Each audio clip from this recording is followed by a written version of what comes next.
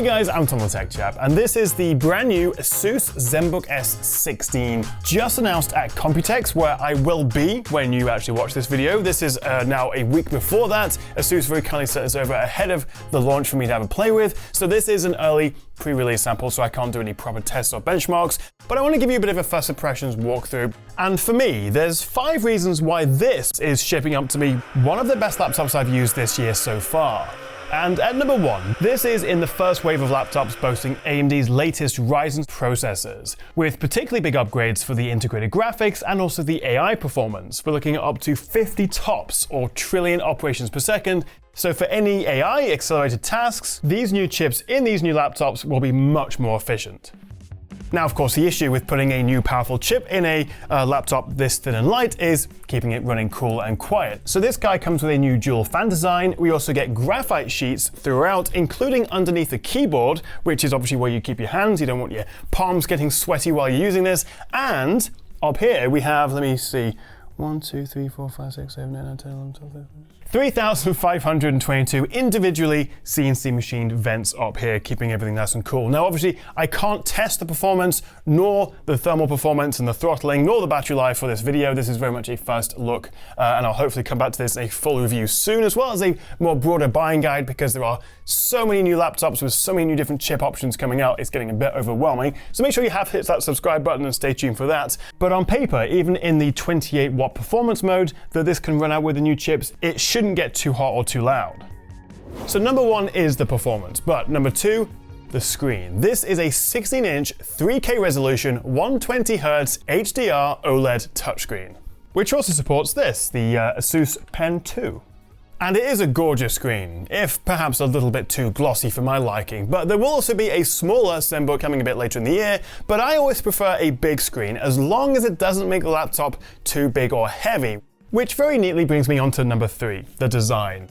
This 16-inch laptop weighs just 1.5 kilograms and is 1.1 centimeters thick, so what's that, 11 millimeters, which is very impressive, especially when you consider, say, the MacBook Air 15, which has a smaller screen, is the same weight and a little bit thicker. And it looks good, it feels good, it's premium and metallic, not like some of those recycled cardboardy materials that we're seeing on some other thin and light laptops. Massive trackpad, we're talking 40% larger than the previous ZenBook S, and which does now share the same 16:10 aspect ratio of the screen, 90% screen to body ratio here with these super thin bezels, but with just enough room for their 1080p AI Sense camera up here with an IR sensor so we get Windows Hello face unlocking.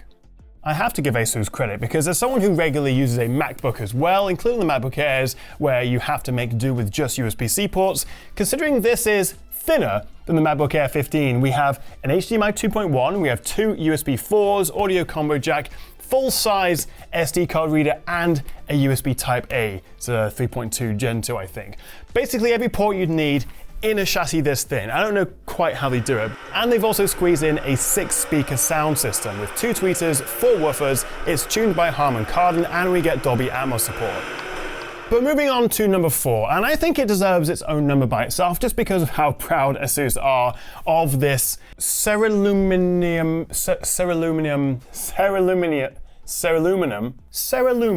although I feel like I should say, because I'm English, Ceraluminum, which is essentially their fancy marketing buzzword for this new high-tech ceramic for the aluminium chassis, which makes it incredibly durable, resistant to fingerprints and smudges and scratches, but also very lightweight.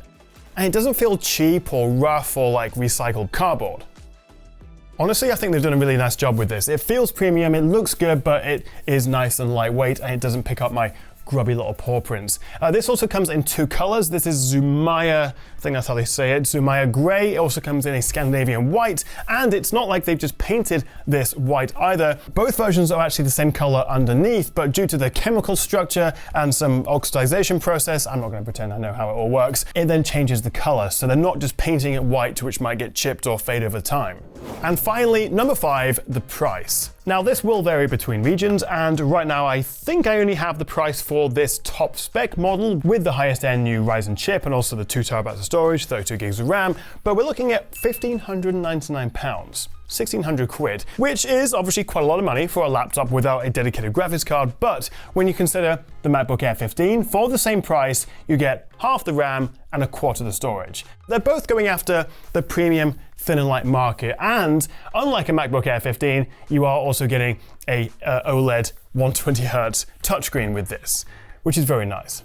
But I can't wait to see how these new AMD Ryzen chips fare against the M3 and also Intel's competitors. So again, make sure you have subscribed for my big laptop buying guide coming very soon. But what do you reckon of this new Asus ZenBook S16? Let me know what you make of this in the comments below. If you've got any questions or anything you'd like me to test for my full review, also drop a comment, and I will see you guys next time right here on the Tech Chat. Thanks for watching.